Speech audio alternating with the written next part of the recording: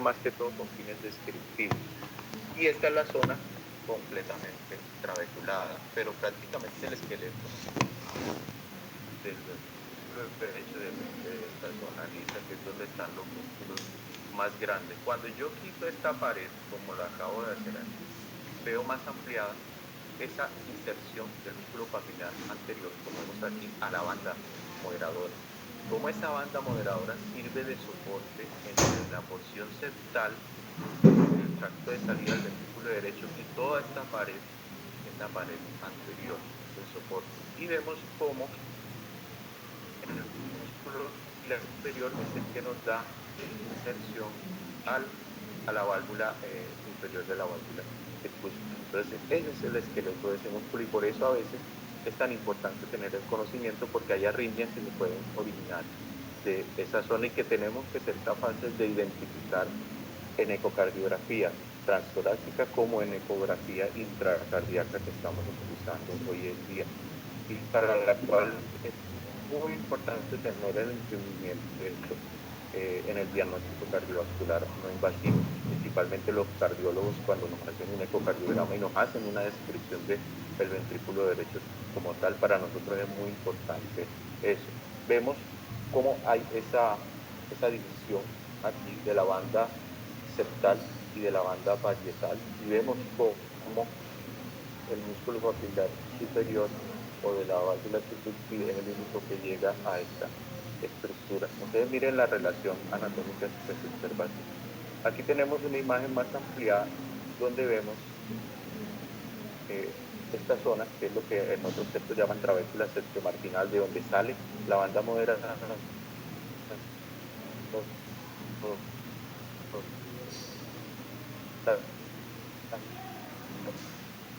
y de esa banda moderadora, servicio septal, sale esta valva septal de la tricúspide. Y aquí les voy a mostrar una relación anatómica muy interesante, y es esta.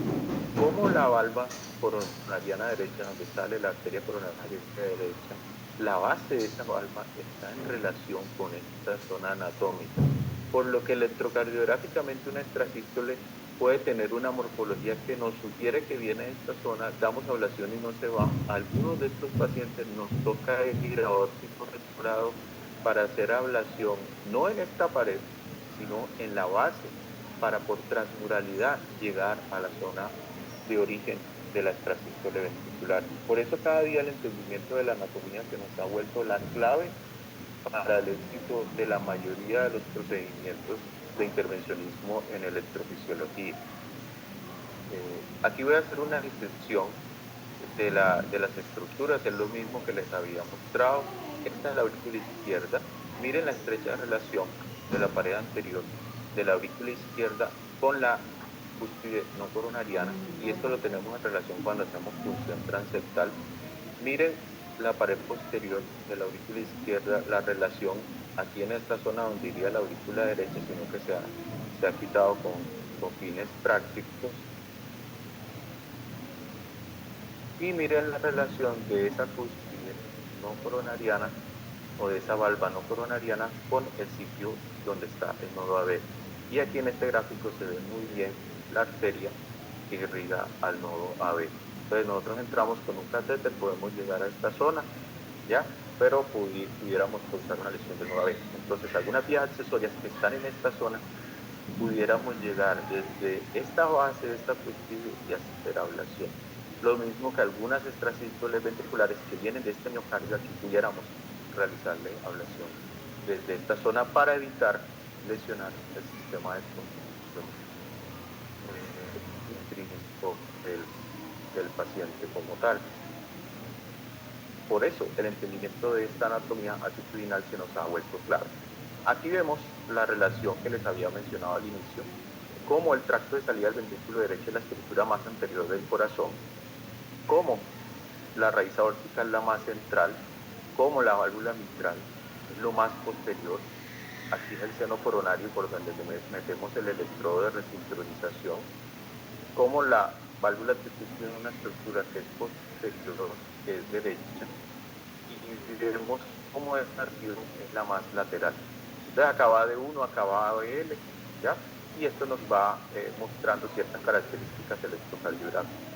Vemos cómo esta válvula que se observa acá es la más superior y anterior, que es la válvula semilunar pulmonar, como la válvula aórtica es una estructura más inferior y más posterior, como la válvula tricuspide es una estructura posterior y como la válvula mitral es una estructura que es inferior y un tanto posterior. Lo que está acá es más anterior, lo que está acá es más posterior.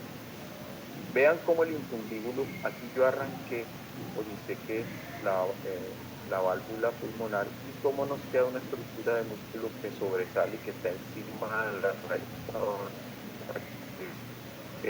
la manga infundibular, lo que quiere decir y lo que hace que la válvula pulmonar sea más superior y más anterior. Aquí se removió el triángulo fibroso en esta relación entre esta válvula. Acá viene la emergencia de la arteria coronaria izquierda y vemos la relación de la arteria coronaria derecha. Entonces hay un punto muy importante cuando disecamos las raíces de las válvulas semilunares y es los anillos. Entonces tenemos esto primero que se llama la unión sinotubular, que es donde empieza a subir la parte arterial, esto es de la válvula pulmonar. ¿Ya? Tenemos la inserción de las valvas semilunares.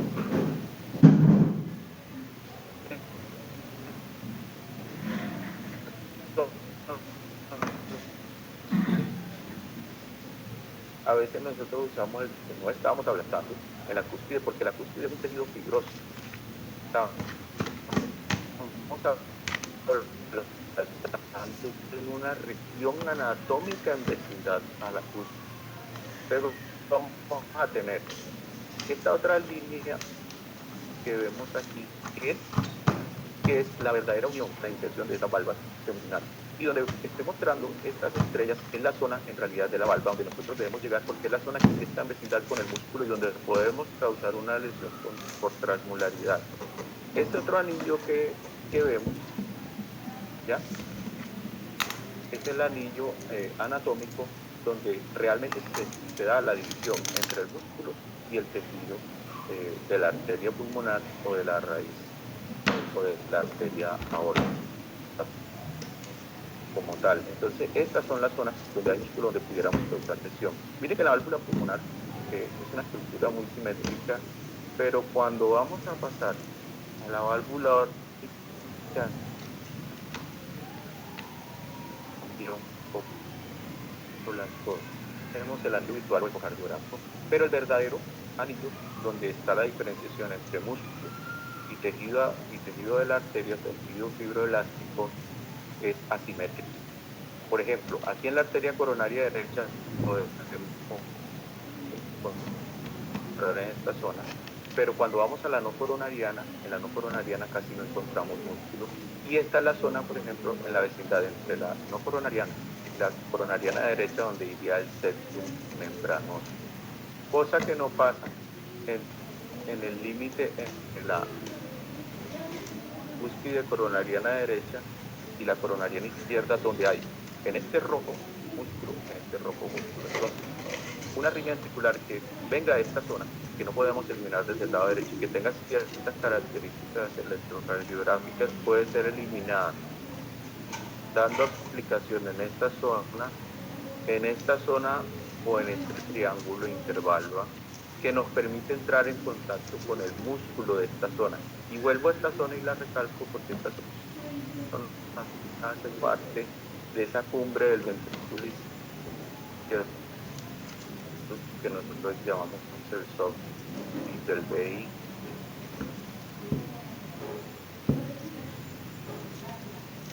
Y que a veces no podemos llegar por otras zonas anatómica, pero por transmolaridad y por neta anatomía, a recalco porque el vehículo, como esta es la zona del SOTMIC, mire la relación anatómica de la región posterior del tracto salial del músculo derecho con esta zona del SOTMIC, la cual también es importante porque algunas de estas arritmias tienen ese origen. La relación de la cúspide coronariana izquierda con el SOTMIC y la relación de la no coronariana con la zona donde va el nodo AB como estructura anatómica. Y mire la estrecha relación de la cúspide derecha con la región posterocostal o posterior del tracto de salida del ventrículo derecho. Por eso esa relación anatómica tan importante. Ahí les mostré el espacio piramidal que ya lo había mencionado. Miren lo que les mostraba anterior. La raíz o la cúspide coronariana derecha está como reposada encima del sófilo, y por eso al ablantar aquí podemos lesionar aquí. Vemos como la no coronariana no tiene ninguna relación con el músculo ventricular. Este es el anillo trígono fibroso izquierdo, este es el trígono fibroso derecho, como tenemos esta relación anatómica de. Y ahí se observa en estos gráficos la relación del músculo con relación a la base de esta cúspide coronariana, y por eso cómo podemos llegar ahí y cómo el software, que es esta zona, puede ser tocado desde acá, desde la izquierda o desde la derecha. Mire la relación del trígono fibroso izquierdo con la cúspide izquierda y con la zona del septum. Y miren la disposición del músculo liso y tejido fibroso. Esta gráfica muestra que la raíz aórtica es anterior y que la raíz y que la válvula mitral es posterior, y vemos la continuidad aórtico-mitral. Esta continuidad es muy importante porque aquí está esa transiminación, la zona del septum, y miren la continuidad con la valva anterior de la válvula mitral. Ustedes dirán, ¿por qué es tan importante entenderlo, que tiene que ver con un electrocardiograma? Aquí, para terminar, cuando tenemos una extrasístole, nosotros analizamos la morfología de las extrasístoles, y esa morfología nos permite ubicar de dónde viene. Entonces, vamos a tener unas extrasístoles que vienen del lado derecho de esta línea media y unas que vienen del lado izquierdo de esta línea media. ¿Cómo sé que son del lado derecho de la línea media? Son positivas en D1. ¿Qué quiere decir que sean positivas en D1? Que la activación va de la derecha hacia D1 y ABL, y D1 va a la flexión. Lo contrario, cuando vienen del otro lado, todo lo contrario, vamos a tener D1 negativo y ABL. Le van a dar algún tratamiento, le van a dar algún estudio. ¿Por qué la han enviado para acá? ¿Qué le van a hacer? Saber qué es anterior o posterior. Mientras más anterior, más negativo B1, porque aquí se activa la activación eléctrica. Mientras más posterior, la activación va de posterior a anterior, y B1 va a ver eso como una deflexión positiva.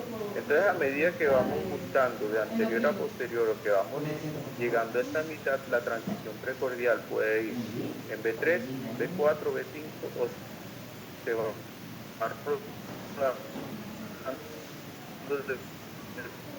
dependiendo de la ubicación.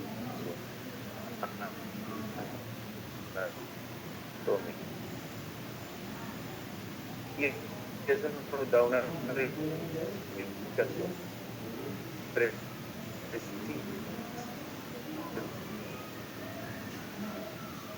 y la atención. Doctor Antonio, muchísimas gracias por su excelente presentación. Nos recuerda conceptos muy claves para el entendimiento de lo que son las arritmias y las extrasístoles ventriculares. Cuando ya procedemos a hacer un tratamiento,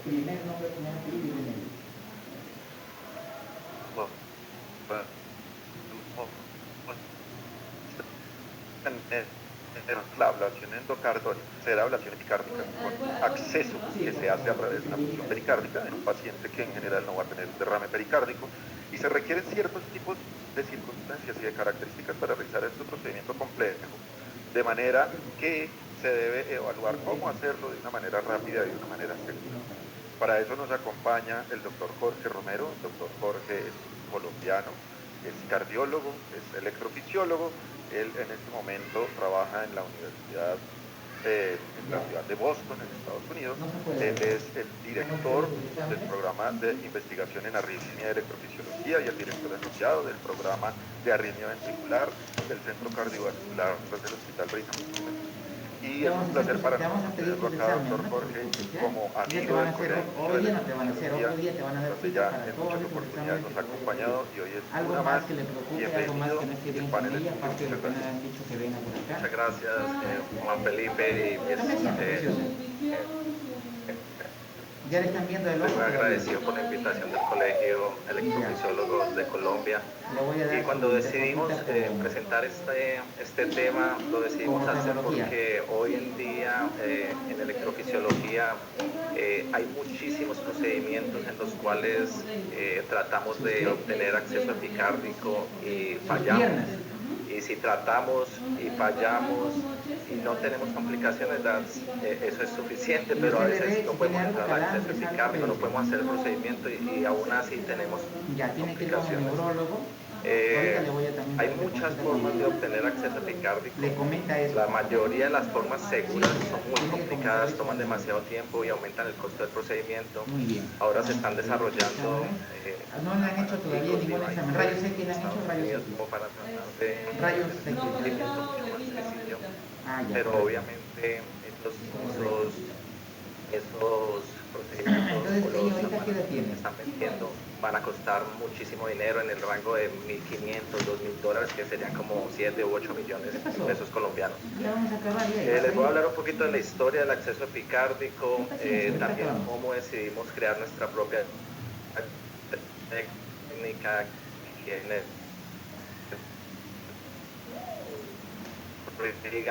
también con la y lo que hemos hecho hasta ahora, ¿ok? Entonces empecemos. Coincidencialmente, el primer cirujano cardiovascular que hizo una cardiotomía fue en el siglo XVIII, fue Francisco Romero en España, y ya después el primer doctor que hizo una pericardiocentesis sin fluoroscopia, obviamente, fue el doctor Schack. Y esto fue 40 años después, en 1840, y él usó una técnica, usó un trocar en el cuarto espacio intercostal. Obviamente fue exitoso su primer procedimiento, pero después de eso esta práctica fue casi prohibida porque tenía demasiadas complicaciones. En 1978 fue el primer artículo que publicaron de pericardiocentesis usando la vía subxifoidea en 123 pacientes. Y esto causó mucha controversia en el campo médico porque así tuviera una efusión haciendo pericardiocentesis, una efusión pequeña que fue definida como 1 de 1.5 centímetros la efusión, solo se pudo hacer acceso epicárdico en el 50% de los pacientes. Obviamente entre más fluido fue más fácil, pero esto se los estoy mostrando porque si uno haciendo una pericardiocentesis puede tener muchas complicaciones con fluido, imagínense obteniendo acceso epicárdico en un espacio virtual donde está esencialmente seco. Y aquí podemos ver las complicaciones: 4% de los pacientes murieron durante el procedimiento, 11 tuvieron hemotamponate, o sea, tenía la efusión y se laceró el ventrículo derecho en 10% de los pacientes y casi todos tuvieron que ir a cirugía de corazón abierto. Todos sabemos que el doctor Sosa y Mauricio Escanavaca hace casi 30 años hicieron el primer epicardial access para mapear algunos pacientes con Chagas, cardiomyopatía. Fue muy exitoso y eso abrió el campo de la electrofisiología tremendamente, porque ahorita tenemos acceso a ese espacio y vamos a ser mucho más exitosos en nuestras ablaciones de taquicardia ventricular.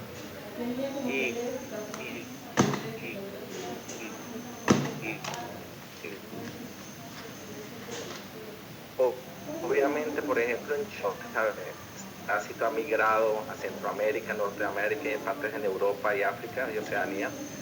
Y en Estados Unidos, aunque no es tan prevalente obviamente como en Bolivia y en Brasil o en Colombia, Chagas es un problema sobre A todo ver, en neurología ya California que y necesita, ¿no? en Falta Massachusetts. oftalmología. Y por eso Y dental. el doctor Bien. Mauricio Escanavaca con Cristiano Pisani, nosotros tuvimos la ¿Ella es oportunidad de alérgica colaborar a con algún ellos, es medicamento o no? probablemente el único estudio controlado, randomizado de epicardia, ablación Ya. epicárdica en Chagas.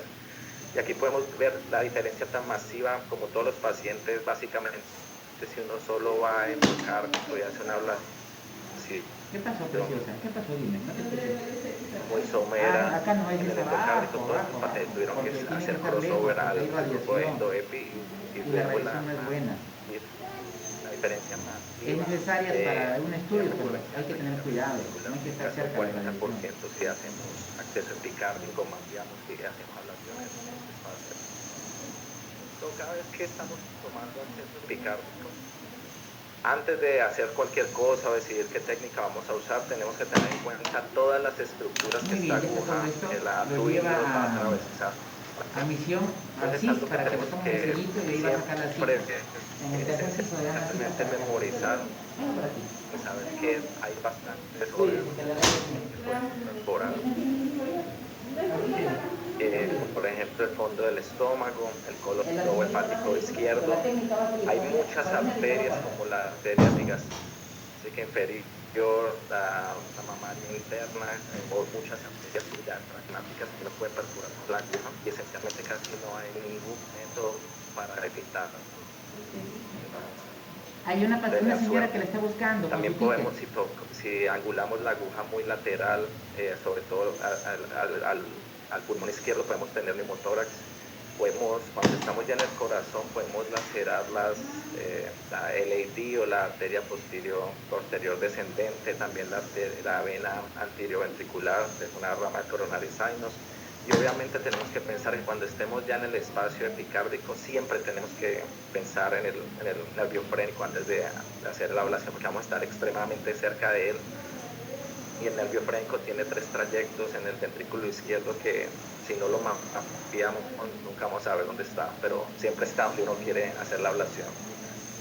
Obviamente sabemos ya, esto es un metaanálisis que hicimos también con Juan Carlos Díaz hace casi 4 o 5 años y demostramos que obviamente las tasas de recurrencia de taquicardia ventricular son mucho mejores cada vez que hacemos epicardial ablation. Y muy importante es que cada vez que hacemos eso disminuimos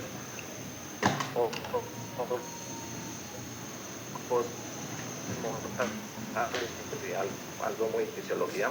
Obviamente, aunque las complicaciones no fueron diferentes, son casi 4 o 5 veces más altas que cuando hacemos solo acceso endocárdico. Sabiendo esto es también importante, es que a diferencia de lo que pensamos todos los electrofisiólogos, los pacientes que se benefician más de acceso epicárdico son los pacientes con cardiomiopatía isquémica, porque muchos de esos pacientes tienen cicatrices transmurales que también van a necesitar mapeo y ablación del espacio epicárdico. Y obviamente pacientes con ARVD. Ya sabemos que obviamente vamos a obtener mejores resultados con acceso epicárdico en muchos cardiomiopatías, en Brugada síndrome, en ARVD, en cardiomyopatía hipertrófica, en miocarditis, en ischemic cardiomyopathy, dilated cardiomyopathy, en todos los substratos que nos podamos imaginar, casi siempre van a requerir sí o sí o ayudar también al éxito de la ablación. Y sabiendo todo esto, menos del 1% de todos los electrofisiólogos en el mundo han hecho alguna vez un acceso epicárdico, que es un poco triste, ¿cierto? Y si queremos montar programas de taquicardia ventricular, uno necesita hacer acceso epicárdico. Obviamente se han inventado muchísimas modificaciones de la SOSA Technique y usando tubing needle con sensores de presión, needle technique, micropuncture. Ahorita muchas personas hacen CO2 insufflation, que vamos a hablar un poco de eso también. Pero como vemos ahí, las tasas de sangrado epicárdico severo en toda la literatura van en un rango desde el 2.6%, hasta un casi 9%, ¿okay? Y entendamos que la definición es más de 80 centímetros de sangre en el espacio epicárdico, pero 20 a 25% de estos pacientes tienen que ir a cirugía de corazón abierto, y esto es sin nombrar todos los pacientes que necesitan la parotomía exploratoria, pero obviamente esto no está reportado en la literatura porque a nadie le gusta reportar sus complicaciones, obviamente. Este es un paper que tuvimos la oportunidad de colaborar con una empresa aquí en los Estados Unidos. Es un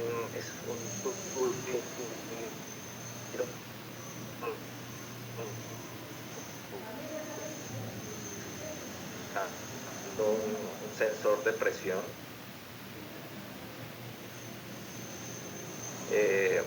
y por pericárdico podemos ver una presión que oscila entre menos 5 y 5 milímetros de mercurio. Más importante es cuando tocamos o perforamos el ventrículo derecho, la presión sube a 20 o menos 20, oscila entre ese rango, que obviamente ya sabemos inmediatamente que ya hemos perforado el ventrículo derecho y podemos retraer la aguja un poco y volver al espacio pericárdico. Sin embargo, la aguja cuesta $1,600, nadie la usa, ni siquiera aquí en los Estados Unidos. Hubo el boom del CO2 insufflation y yo creo sinceramente que probablemente para un entrenador inexperto probablemente es lo mejor que uno puede hacer porque va a estar muy seguro, pero entendamos que obviamente aumenta el fluoroscopia, el tiempo del procedimiento, el costo del procedimiento y también se necesita usar contraste. Muchos de estos pacientes tienen falla renal. Aquí ya vemos que se canula el seno coronario, se tiene que hacer una subselection de una de las ramas del seno coronario, usar un microcatéter, encontrar una buena rama que nos dé acceso al espacio epicárdico.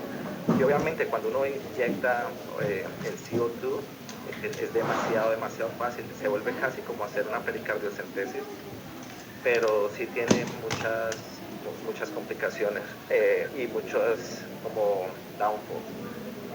Una es que obviamente estamos violando la anatomía 5% de las veces, ¿okay? Entonces también se ha reportado que el 5% de todas esas perforaciones causan sangrado epicárdico severo, más de 80.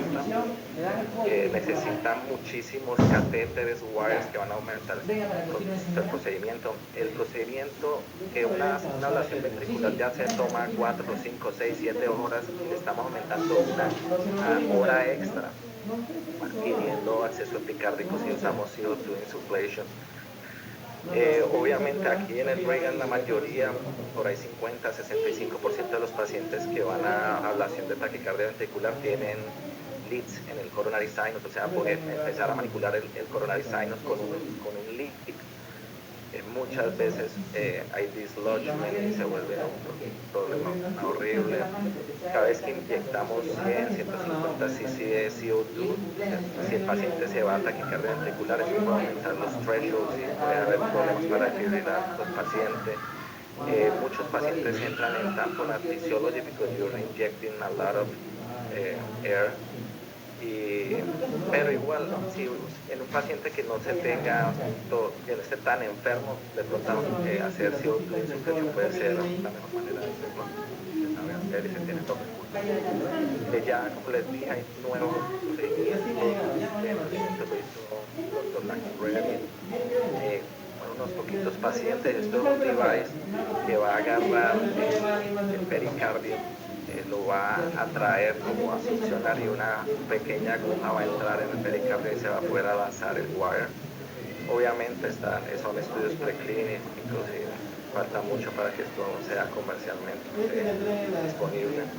Este es el device que AtriCure ha comprado para una startup company. Lo estamos probando en animales, en el Animal Lab, en el Reagan.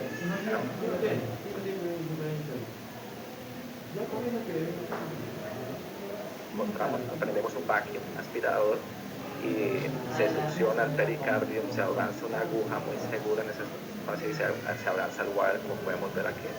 Obviamente el costo va a ser un problema para países fuera de los Estados Unidos. Y este fue el estudio que tuvimos la fortuna de presentar como Late Breaking Science en la Power Rhythm Meeting este año y que subsecuentemente fue publicado en Jackie P. Y es el Safer Epicardial Approach que hicimos con mis colegas en el Brigham y con Juan Carlos Díaz entre 4 hospitales en Colombia. Con 3 pasos, uno es pasos sencillos, como tiempo y dinero. Y eso es lo que quiero que recuerden en el día de hoy, es que tengo que solo buena comunicación con el anestesiólogo para entender que cuando hagamos el ventriculograma derecho, vamos a poner paciente en final de expiración. Entonces lo importante es como tener buena comunicación. Yo les voy a explicar cada paso enseguida.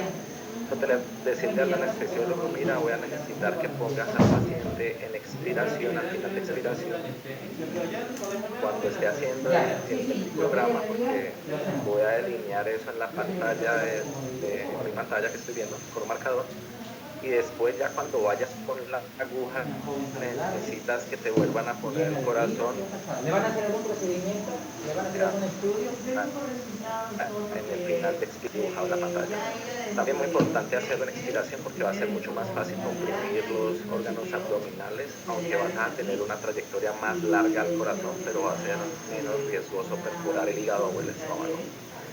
Eso lo explicaré más tarde. Y obviamente el ventriculograma derecho por un power injector, hacerlo manualmente es posible, pero uno nunca va a delinear el ventrículo derecho tan bien como si lo hace con el aparato, y saber también en qué parte de la pared anterior se va a funcionar el pericardio.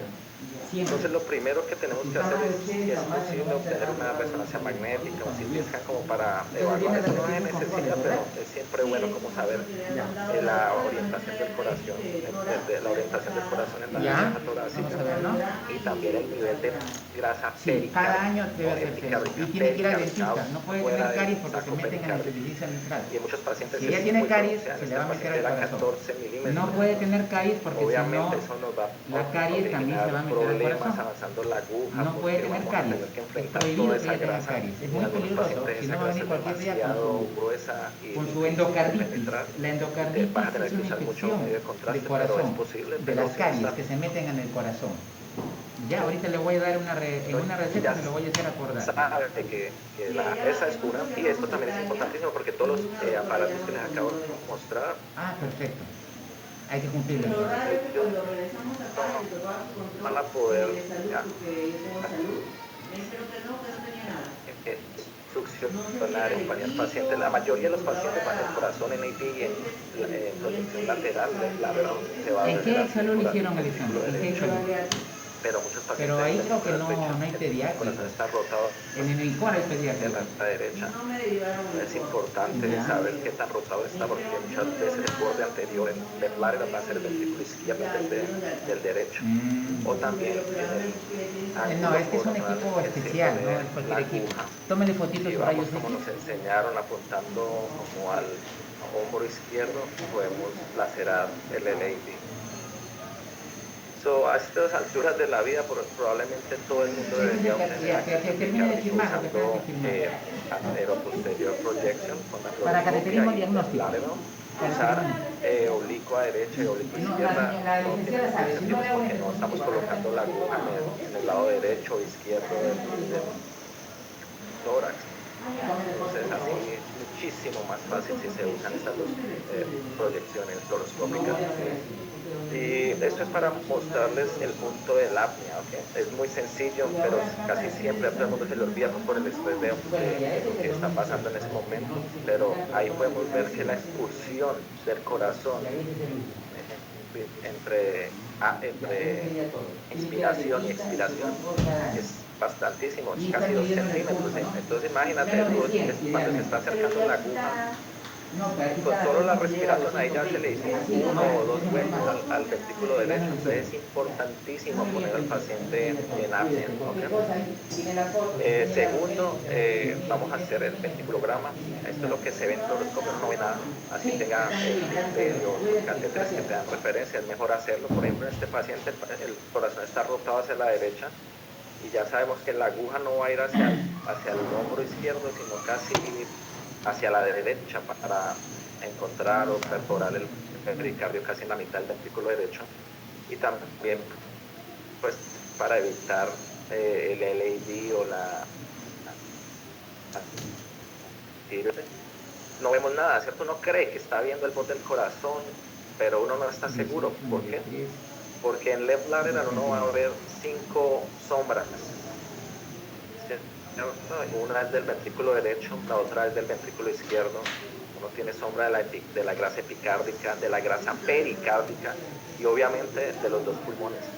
Entonces con el ventriculograma ya nos va a dar la silueta cardíaca perfecta pues para estar mucho, o sea, uno ya puede pasar todas estas supuestas sombras mucho más fácil sin saber que no va a perforar el corazón.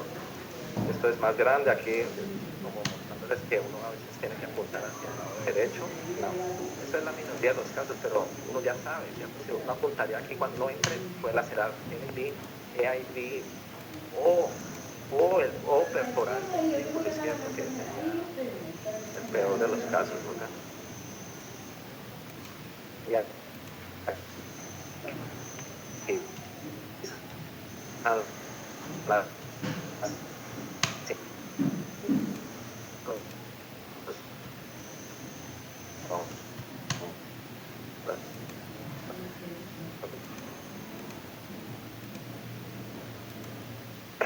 Esto ya lo expliqué, la compresión manual muy importante para evitar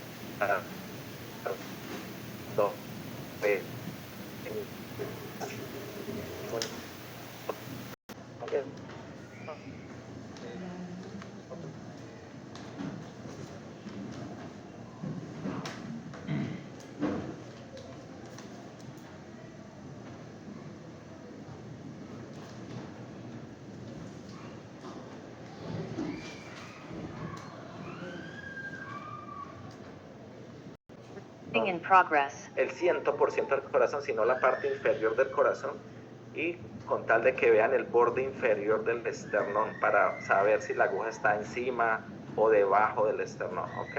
Y para que no tengan sorpresas, cuando ya vean la aguja muy acá, de pronto va a estar muy, muy profunda y ya han perforado el hígado y el estómago. Entonces ustedes tienen que ver la trayectoria de que idealmente desde que está entrando a la piel o desde que está pasando por la apófisis sifoide, ¿okay? Esto ya es cuando se hace el ventriculograma, se inyecta, se marca en la pantalla, en el left lateral más que todo, y se tiene, obviamente el corazón tiene sístole y diástole, nosotros siempre la marcamos en diástole para estar más seguro, y se usa un power injector, obviamente usar un marcador que se pueda borrar, porque a veces usan marcadores indelebles y duran 2 o 3 horas limpiando la pantalla, algo que se pueda borrar fácilmente.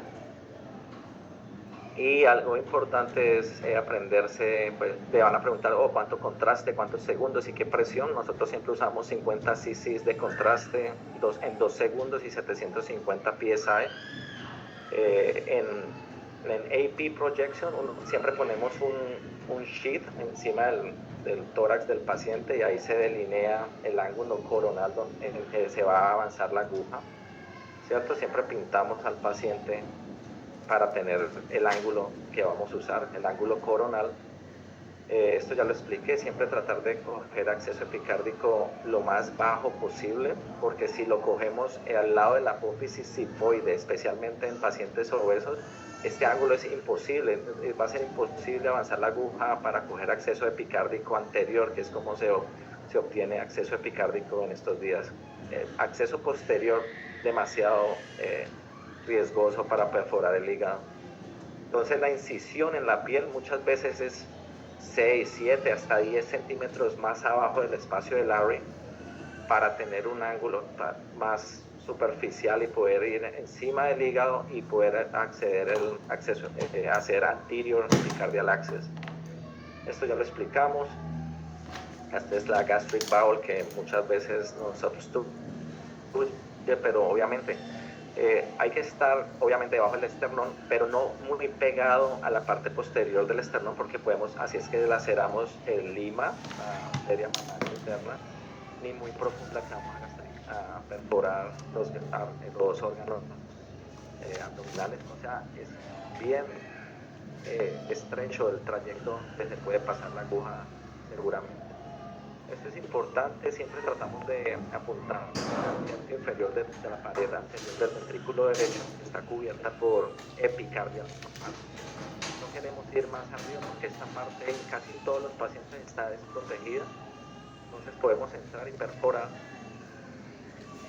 Esto es como ya lo hacemos en apnea, avanzamos la aguja y obviamente ya sabiendo dónde está delineada la silueta cardíaca, podemos ya empezar a aplicar contraste a 1 centímetro de esa línea y tener el acceso mucho más controlado, entendiendo que el corazón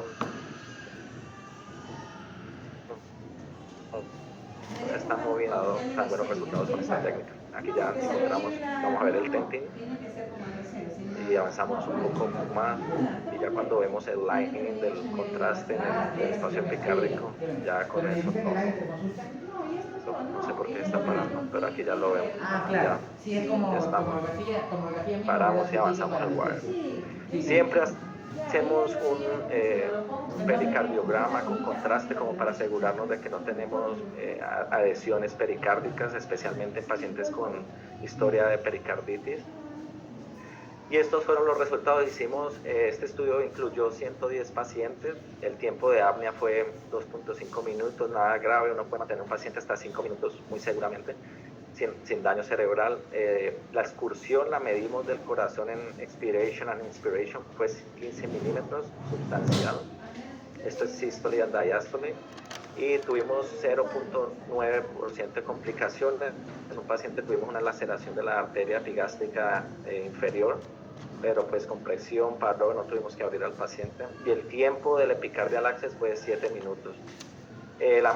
Tuvimos algunos casos que duraron hasta 25 minutos y analizando estos casos fue porque como no sabemos usar bien el power injector, claro, mucha gente no sabía cómo purgarlo, calibrarlo, entonces perdimos tiempo, pero esto se podría hacer en 5 o 7 minutos la mayoría de las veces.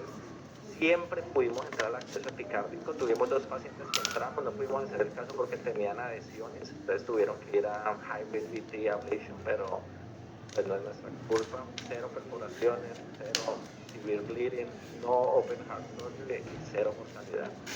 Y pues comparando con controles históricos, esto es para severe pericardial effusion 0, mejor que CO2 insufflation, que es 4.9%.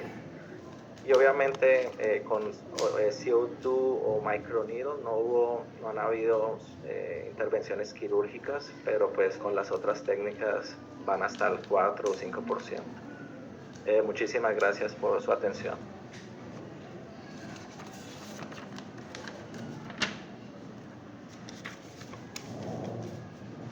Doctor Romero, muchísimas gracias por su excelente presentación. Claramente nos abre el panorama del tratamiento que tiene un paciente que pueda llegar a necesitar el abordaje epicárdico. Ahora, para continuar con nuestro simposio, vamos a hablar de el manejo